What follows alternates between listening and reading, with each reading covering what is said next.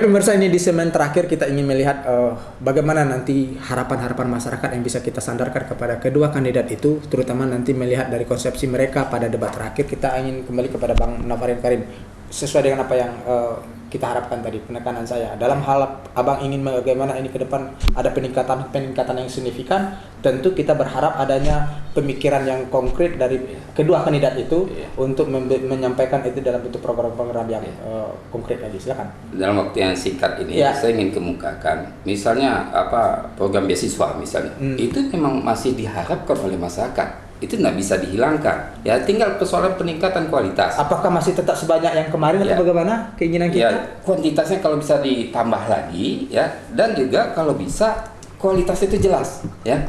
Misalnya spesialisasi yang diperlukan, ya, itu harus ada standar-standarnya. Berapa yang diperlukan untuk sesuai kebutuhan Jambi tadi ya? Kebutuhan Jambi, jangan menumpuk pada satu bidang program studi saja misalnya.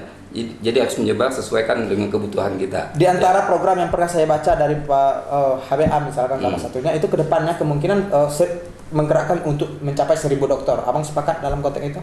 Sepakat saya, ya. Tinggal tadi yang saya tekankan kualitasnya tadi, ya. Yang akan diberikan beasiswa itu mempunyai kompetensi atau tidak, itu yang pertama. Kemudian mempunyai kemampuan atau tidak. Dari IQ-nya segala macam harus dites gitu ya. Jangan nanti menjadi beban yang sudah diberikan tidak selesai gitu ya. Nah, ini juga harus kita pertimbangkan dari segi aspek usia segala macam, itu juga harus dipertimbangkan. Itu yang saya maksudkan tadi, yang kualitasnya itu tadi.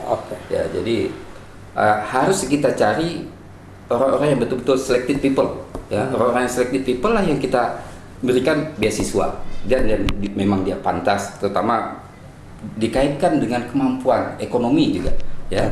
Dia mempunyai kemampuan ekonomi yang lemah, dia punya kemampuan, ya tidak ada. Tetap ada kriteria-kriteria tertentu dan kriteria-kriteria yang lebih khusus untuk diperlukan bagaimana. Baik, penekanannya mungkin untuk Bang Fauzi Ansori ke depannya strategi pemerintah dalam hal bagaimana semua ini punya grade yang konkret, punya peningkatan yang jelas, apa mesti harus dilakukan, misalkan bidang mana yang mesti harus lebih maksimal melakukan tupoksinya.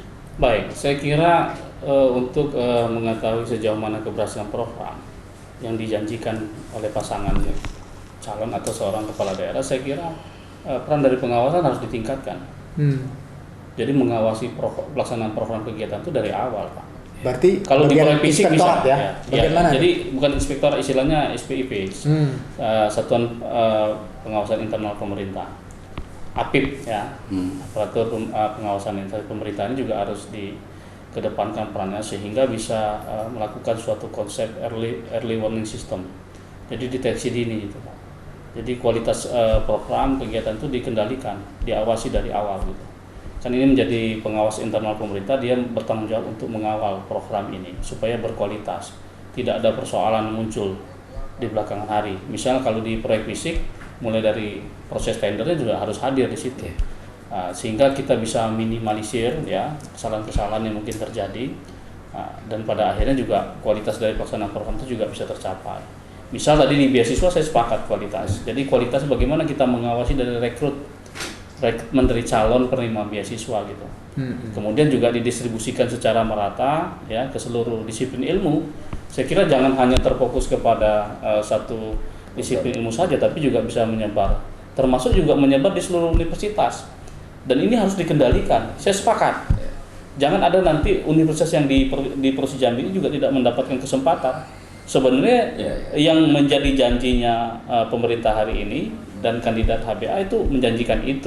Seluruh perguruan tinggi mendapat bantuan beasiswa. Bantuan beasiswa. Ini namanya pemerataan. Ya, itu sudah diterapkan seperti misalnya di Pekanbaru Di Pekanbaru itu dilihat proporsi daripada perguruan tinggi, semakin besar perguruan tingginya yang ternama dia jelas proporsi yang harus didapatkan. Proporsinya harus jelas. Kalau program itu yang kemungkinan akan dieksekusi jika misalkan ini menjadi program konkret, semua perguruan tinggi mendapat bantuan beasiswa dari APBD provinsi. Anda sepakat untuk itu? Saya sangat sepakat. Ya, artinya tinggal lagi melihat kriteria dan proporsi masing-masing begitu ya. Tidak ada lagi diskriminasi sehingga program-program studi yang katakanlah tadi langka dan katakanlah ini kekurangan dana bisa kita. Kalau dari sisi gestur anggaran cukup, Abang sebagai orang Bapeda yang mengetahui saya ingin memberikan pemahaman bahwa Sebenarnya kan yang kita biayai itu kan program yang menjadi janji politik, visi misi dan program kegiatan itu yang kita biayai.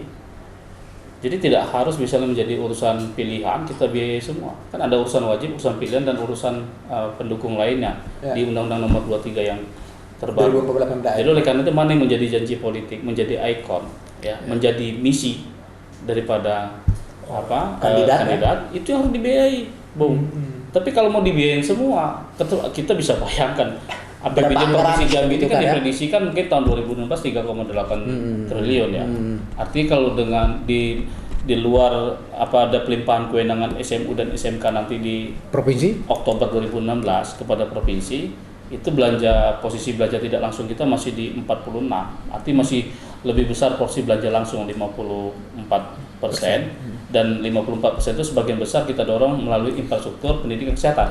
Jadi maksud saya tadi ya masalah kesetaraan equity-nya ya. Jadi kalau misalnya itu tidak sesuai dengan visi, mereka dapat juga tidak banyak ya sedikit gitu itu. Ya artinya gini, semuanya harus dibiayai sesuai dengan kemampuan. Ini ada setidak-tidaknya dari 41 perguruan tinggi, kalau kemarin hasil seleksi dari Dikti ada 6 yang dinonaktifkan, berarti tinggal lagi 35 perguruan tinggi. Dari anggaran kondisi hari ini misalkan bisa dibantu? Itu yang tadi dipahami oleh Pak Naparin berdasarkan opini yang muncul di publik bahwa tidak ada pemerataan di dalam pemberian beasiswa. Yang ini ke depan akan kita koreksi untuk seluruh universitas itu juga mendapatkan bantuan, kesempatan yang sama gitu, memperoleh skema pembiayaan beasiswa. Karena misalnya di Setikes ada mungkin anak-anak yang mahasiswa yang berkuliah itu juga punya potensi yang harus dibiayai gitu. Itu harus kita biayai sehingga juga meratalah program beasiswa itu ke seluruh multidisiplin.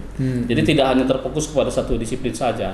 Nah, oleh karena itu sebenarnya saya ingin mengatakan bahwa kunci dari 10 prinsip tata kelola pemerintahan yang baik itu ada di profesionalisme penyelenggara pemerintahnya.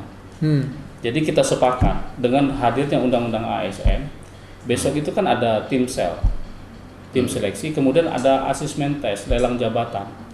Maka profesionalisme ini menjadi persyaratan mutlak di dalam penyelenggaraan pemerintahan. Kita harus dorong ini. Dan untuk mendorong itu bagaimana? Saya lihat kalau melihat dari kondisi misalkan yang pengalaman yang disampaikan oleh Pak HBA, kita sumber daya manusia kita dalam tanda kutip apa adanya kondisi hari ini untuk meningkatkan grade itu. Jadi gini, dengan ASN ini mau tidak mau, suka atau tidak suka, kita harus memasuki fase baru di dalam rangka meningkatkan profesionalisme birokrat kita. Jadi saya lihat di dua kandidat ini pada saat debat itu Pak HBA lebih mendorong pemanfaatan ASN menjadi lebih tepat gitu.